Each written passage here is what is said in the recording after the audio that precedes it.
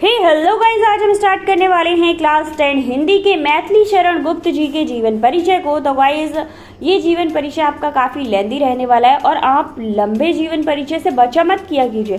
जितना शॉर्ट होता है उतना मार्क्स कम मिलने की चांसेस रहते हैं, बट जितना ज़्यादा आप एक्सप्लेन करते हैं चीज़ों को, एक्सप्लेन करने से मतलब ये नहीं है कि एक ही चीज़ को बार बार लिखे जा रहे हैं, उतने ही मार्क्स आपको अच्छे मिलते हैं। तो सबसे पहले हम मैथिली शरण गुप्त की कुछ इंपॉर्टेंट चीज़ों को टेबल के थ्रू बताएंगे और यही टेबल आपको एग्जाम में बनानी है गाइस। तो सबसे पहले इनका नेम पूरा है मैथिली शरण गुप्त। जन्म तिथि की बात करें तो 3 अगस्त 1886, जन्म स्थान चिरगांव झांसी उत्तर प्रदेश, मृत्यु तिथि 12 दिसंबर 1964, भाषा खड़ी बोली ब्रज भाषा, शिक्षा प्राथमिक Chirgaon, McDonald high school Jhansi. तो उस टाइम में भाई मैकडोनाल्ड भी था। इसके बाद इनके पिता को देखें तो इनके पिता का नाम था सेठ रामचरण गुप्त और इनकी पत्नी का नाम था श्रीमती सरजू देवी। उल्लेखनीय पुरस्कार, तो इन्हें बहुत सारे पुरस्कार मिले थे। 1954 में इन्हें पद्म भूषण मिला था, डी.लिट की उपाधि, साहित्य वाचस्पति, हिंदुस्तानी अकादमी पुरस्कार भी इनको मिला था। अब इसके बाद गाइस फटाफट से जो मैथिली शरण गुप्त जी हैं उनका जीवन परिचय आप लिख दीजिए। राष्ट्र कवि मैथिली शरण गुप्त का जन्म सन 1886 में चिरगांव जिला झांसी में हुआ था। इनके पिता सेठ रामचरण जी राम भक्त और काव्य प्रेमी थे।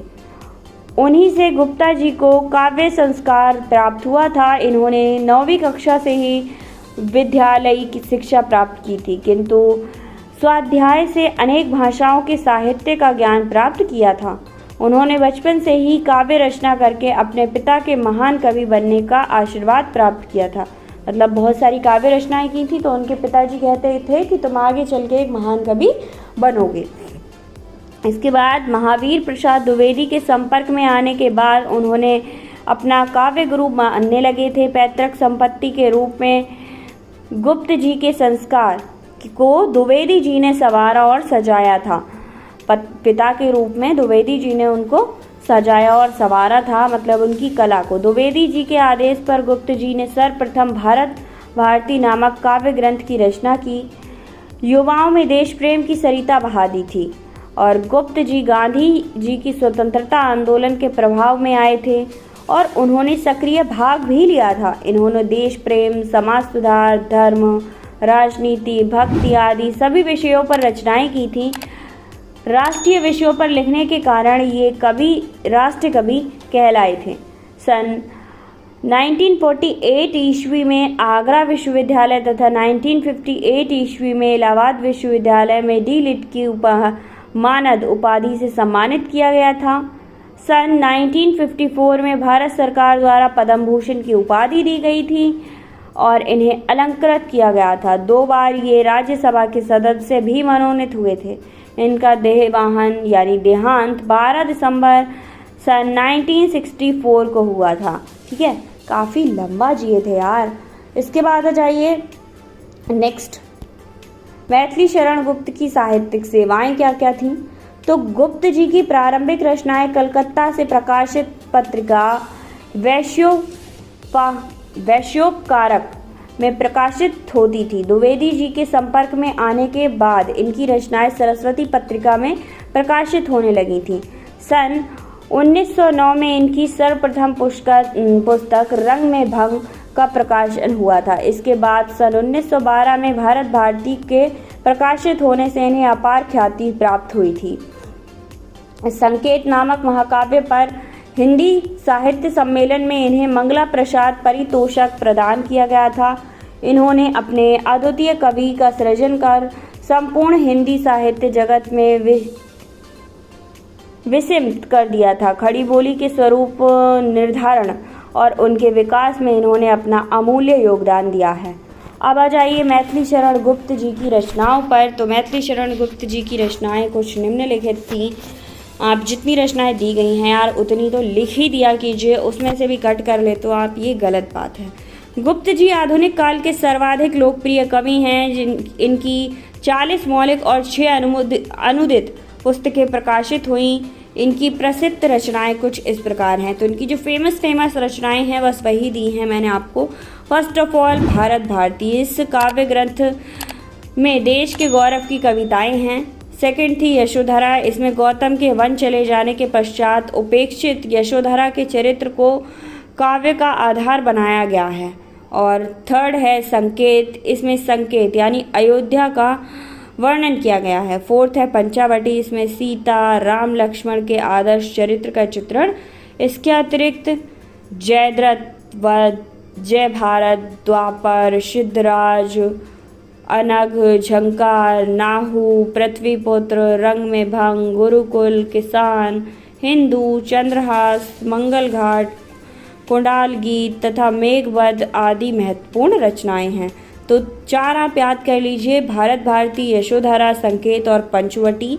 उसके बाद इसमें से 2-4 याद कर लीजिएगा, बहुत ज़्यादा टफ है नहीं, आसानी से याद हो जाएंगी आपको। इसके बाद मैथिली शरण गुप्त जी की भाषा की बात करते हैं। गाइज यहाँ पर ये बात नोटिस कीजिए कि जितना ज़्यादा इम्पोर्टेंट होता है जीवन परिचय, उतनी ज़्यादा चीज़ें दी गई होती हैं उनके बारे में, और जितना शॉर्ट होता है उतना कम चांसेस होते हैं उस जीवन परिचय के आने के। तो गुप्त जी की जो भाषा शैली है वो शुद्ध साहित्यिक परमार्जित खड़ी बोली में इन्होंने रचनाएं की थी। इनकी भाषा सुसंगठित और ओज एवं प्रसाद गुण से युक्त है। इन्होंने अपने काव्य में संस्कृत, अंग्रेजी, उर्दू तथा प्रचलित विदेशी शब्दों के प्रयोग भी किए हैं। इनके द्वारा प्रयुक्त शैलियां हैं प्रबंधन शैली, उपदेशात्मक शैली, विवरणात्मक शैली, गीत शैली तथा नाट्य शैली। वस्तुतः आधुनिक युग में प्रचलित अधिकांश शैलियों को गुप्त जी ने अपनाया है।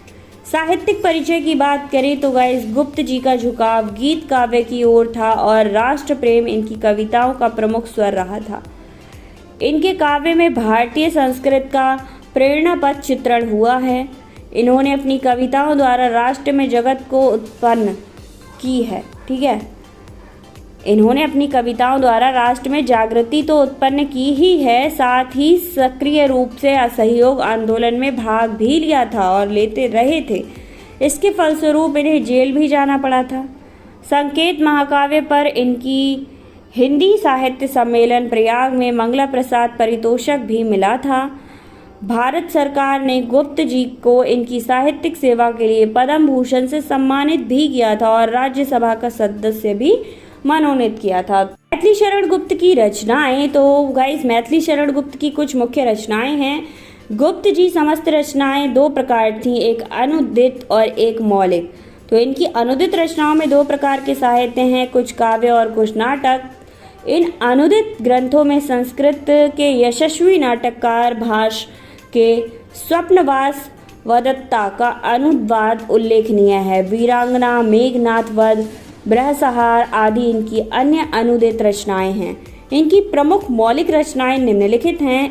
फर्स्ट है साकेत और सेकंड है भाषा भारती। गाइज इसमें कुछ भी याद करने वाला नहीं है। देखिए जो आपने ऊपर मेंशन किया है वही एज इट इज़ नीचे करना है, बस उसको घुमा के कर दीजिए यार। साकेत यह उत्कृष्ट महाकाव्य है जो रामचरितमानस के बाद राम काव्य का प्रमुख स्तंभ है। भारत भारती, इसमें भारत की दिव्य संस्कृति और गौरव का गान किया गया है। इसके बाद आ जाइए मैथिली शरण गुप्त जी के साहित्य में स्थान पर। तो साहित्य में स्थान क्या रहा था? राष्ट्र कवि मैथिली शरण गुप्त आधुनिक हिंदी में सर्वाधिक लोकप्रिय कवि थे। खड़ी बोली को काव्य के सांचे में ढालकर परिकृष्ट करने का जो असाधारण कौशल इन्होंने दिखाया है अविस्मरणीय रहेगा। ठीक है, इन्होंने राष्ट्र को जगाया और उनकी चेतना को वाणी दी है। ये भारतीय संस्कृति के यशस्वी उद्दाता और परम वैष्णव होते हुए भी विश्व बंधुत्व की भावना में ओतप्रोत हैं। ये सच्चे अर्थों में इस राष्ट्र के महानीय मूलकों के प्रतीक और आधुनिक भारत के सच्चे राष्ट्र कवि हैं।